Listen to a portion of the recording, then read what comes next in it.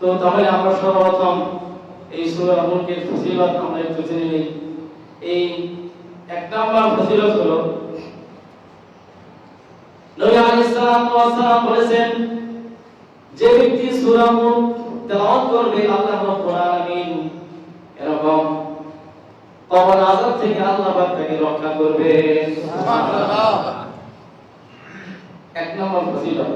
Number 2, নবী আলাইহিস সালাতু ওয়াস সালাম বলেছেন, যে ব্যক্তি সূরা মুলক তেলাওয়াত করবে আল্লাহ রাব্বুল আলামিনের দরবারে সূরা মুলক সুপারিশ করবে। সুবহানাল্লাহ।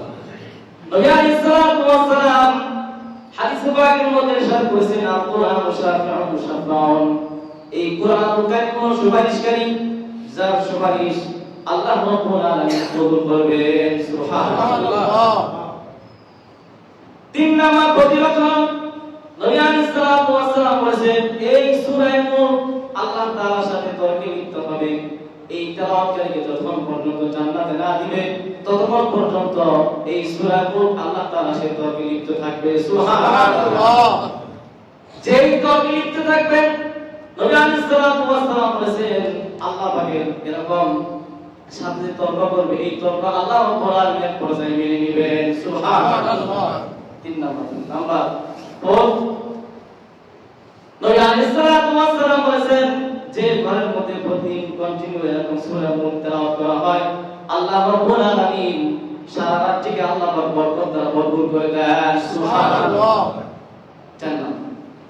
5 নম্বর একটা ফজিলত, যখন মানুষ মৃত্যুবরণ করে, মৃত্যুবরণ করার পর যখন ওই লোকটাকে দাফন করা হয়, দাফন করার পর আল্লাহ না করুক যদি আযাবের ফেরেশতা তার পায়ের দিক থেকে সর্বপ্রথম আসতে শুরু করে, তাহলে 2 পা প্রসারিত করে ওই ফেরেশতাদের প্রতি লক্ষ্য করে বলবেন, এই ব্যক্তিকে আযাব দেওয়ার তোমাদের কোনো সুযোগ নাই, তোমরা এখান থেকে চলে যাও, কারণ দুনিয়ার বুকে থাকতে এই ব্যক্তি প্রতিদিন সূরা মুলকের তেলাওয়াত করত। সুবহানাল্লাহ। এমনকি যদি আল্লাহ না করুক মাথার দিক থেকে যদি আযাবের ফেরেশতা এরকম আসতে শুরু করে, তাহলে এরকম জবান এই মুখ বলে দিবে, এই ব্যক্তি প্রতিদিন এরকম সূরা মুলকের তেলাওয়াত করলো, এরকম একে শাস্তি দেওয়া হবে না, তোমরা এখান থেকে চলে যাও। সুবহানাল্লাহ। এই জন্য ইনশাআল্লাহ আমরা সবাই এই সূরা মুলকটা প্রতিদিন ইনশাআল্লাহ আমরা একসাথে পড়ব, মাগরিবের নামাজে পড়ব, ইনশাআল্লাহ আমল করব ইনশাআল্লাহ। আল্লাহ পাক সকলকে তৌফিক দান করুন, আমিন। এরপর আসুন সংক্ষিপ্ত আকারে সূরা মুলকের তাফসীর। মুলক এটার অর্থ হলো ক্ষমতা। কি ভাই? ক্ষমতা। যে ক্ষমতার জন্য আমরা কত জনে মারামারি, কত মারামারি হানাহানি করে থাকি। প্রথমে আমরা জেনে এই সূরা মুলকের প্রথম নাম্বার আয়াত কারিমার তর্জমা অনুবাদ। আল্লাহ রাব্বুল আলামিন বলেন, তাবারাকাল্লাযী বিয়াদিহিল মুলক ওয়া হুয়া আলা কুল্লি শাইইন কাদির। আল্লাহু আকবার। বরকতময় আল্লাহ তাআলা, যার হাতে ক্ষমতা, ওয়া হুয়া আলা কুল্লি শাইইন কাদির, এবং আল্লাহ রাব্বুল আলামিন হলো সব কিছুর উপর ক্ষমতাবান। সুবহানাল্লাহ। আল্লাহর ক্ষমতা কয়দিন করেন? চিরস্থায়ী। সুবহানাল্লাহ। সুবহানাল্লাহ।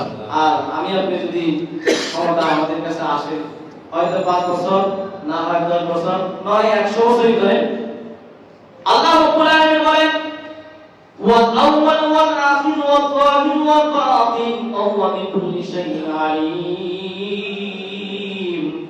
আমি আল্লাহ রাব্বুল আলামিন শুরুতে ছিলাম এবং শেষেও থাকবো, প্রকাশ্যও ছিলাম এবং গোপনেও থাকবো। সুবহানাল্লাহ।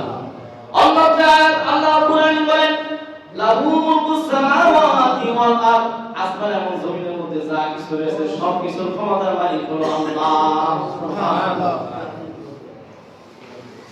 ওয়ালিল্লাহি খাযাইনুস সামাওয়াতি ওয়াল আরদ ওয়ালাকিন্নাল মুনাফিকিনা লা ইয়াফকাহুন। আসমান এবং জমিনের মধ্যে যত ধনভাণ্ডার রয়েছে সব কিছুর মালিক হলো আল্লাহ। সুবহানাল্লাহ। আসমান এবং জমিনের মধ্যে যা কিছু আছে এবং আটলান্টিক মহাসাগরে অত গহ্বরে যা কিছু আছে সব কিছু মালিক হলো আল্লাহ। সুবহানাল্লাহ।